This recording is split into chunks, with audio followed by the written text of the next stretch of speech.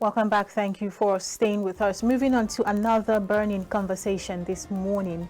ASU, and COASU have rejected plans by the Tinubu administration to collect 40% of IGR from universities, polytechnics and colleges of education. The union said the move will not be accepted as it will force institutions to increase fees, which will further lead to hardship.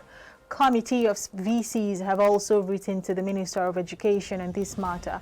Recall that the Academic Staff Union of Universities had asked its members to join the just suspended nationwide strike declared by the NLC and the Trade Union Congress. President of ASU, Professor Emmanuel Osodeke, gave the directive on Monday evening in a letter sent to all the union zonal coordinators and branch chairpersons of the union. To have this conversation and joining us is Hassan Taiwo Sowoto. Good morning, Mr. Hassan. Thank you for joining us. Yeah, good morning and thanks for having me. Good morning. All right, let us get your reaction to the 40% IGR talk. How do you react to the federal government saying, or I don't want to say demanding, but, saying that they would be taking the whole 40% from the IGR of universities? Well, I think we are beginning to see the manifestation of the vision of this administration for Nigeria's education sector.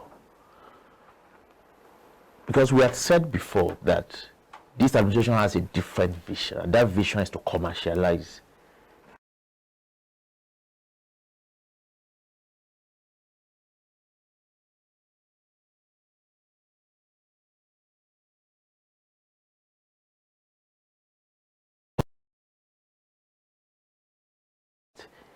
the vision of this administration is to completely transform what we know as Nigeria's education sector from what it used to be, which is what you could call a social contract between the Nigerian government and the people to provide education, regardless of where you come from, your economic or social status.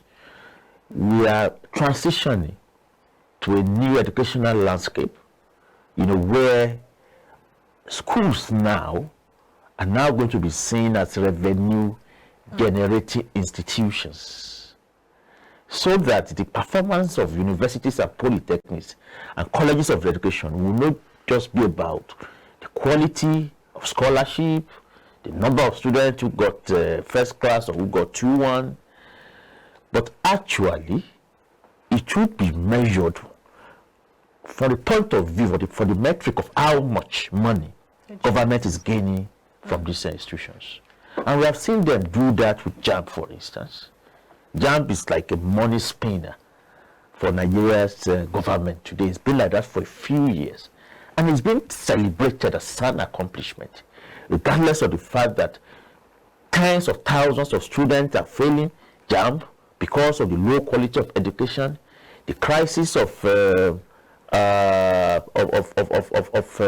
of the crises that we used to know with UTME continues. Despite all of this, government continues to celebrate this accomplishment, and that is what we are going to have for Nigeria's education system. And of course, the unions are right that this will even further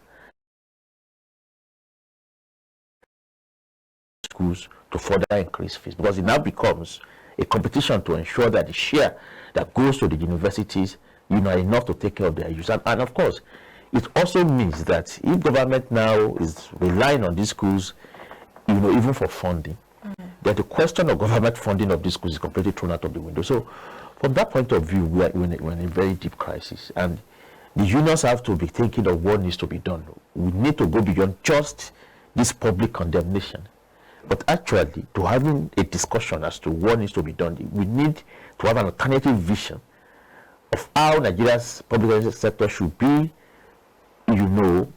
set up. We need to have that alternative vision coming from the unions in order to use that, to engage with the government, to say that your vision, this vision that you are imposing on us, is going to lead Nigeria education sector into the abyss. And it's clear what is going to happen.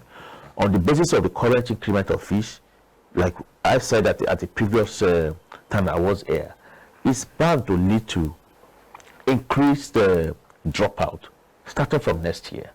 Because if you look at how the fees have increased, you could see that for average middle class people, public universities now are becoming so expensive and their fees are not so differentiated anymore from the private ones.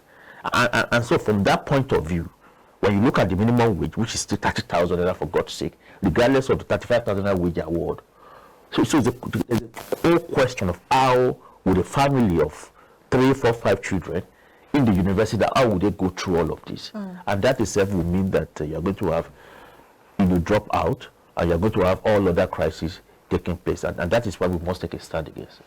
I can't even ask this as a question, because it is very obvious that the university system in Nigeria, or should I say universities in Nigeria, do not have the level of independence required to be able to even generate enough funds for themselves to run the school system, not to talk of want to share with, external bodies such as the federal government. And you did mention the effects this might have on the education system if it pulls through. However, is there a way that this can be done if maybe some modalities are put in place? And this is me taking it away from, of course, the government for funding the education. That is a different kettle of fish. I'm saying if the government is demanding a whole 40% from the IGR of universities, what is in it for the university system? What can the university system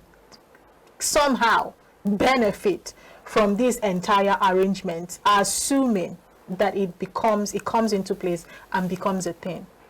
There's practically no benefit from the way I look at it, because if you look at the history of Nigeria's education system, it started right from inception as a sector that is fully reliant on government funding. And from the 80s onwards, you began to hear, argument from those who had imbibed the new idea of the idea that government should not be in the business of providing education for free. Now saying that universities need to begin to generate their own resources. So you had from the late 80s and 90s onwards, universities, public polytechnics and co, developing some creative means to try and show up, the limited funding they were getting, because at that time, government funding to education was dropping, seriously. So, for instance, in the 90s, you had universities, having businesses, internal businesses like, bakery to sell bread, to bake bread and sell within the university community. You had pure water factory, table water, and they also had endowment funds, research, which they used to generate their funding. But even while they were doing all of this, all through the 90s and early 2000s, the idea that government must still provide funding, was still on the table. The funding was not adequate, but it was still on the table.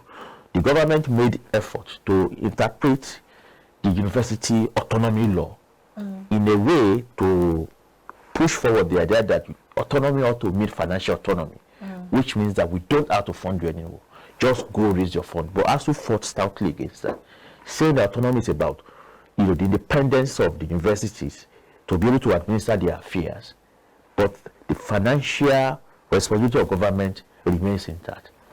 So when you look at that short history that I've just tried to summarize, then you are going to realize that the import of this new situation, this new development, which I think is completely transformational, as far as I can see it, is that government will be completely dropping out of its responsibility, bailing completely on its responsibility to the funding of education, to providing anything at all. But now even reliant, on what they can get. Because if you look at some of these agencies now that have become the revenue generating agencies, what they are looking at is how their IGR, their revenue rather, would be utilized to fund both their capital and recurrent expenditure, and yet having enough to still send back to the public treasury.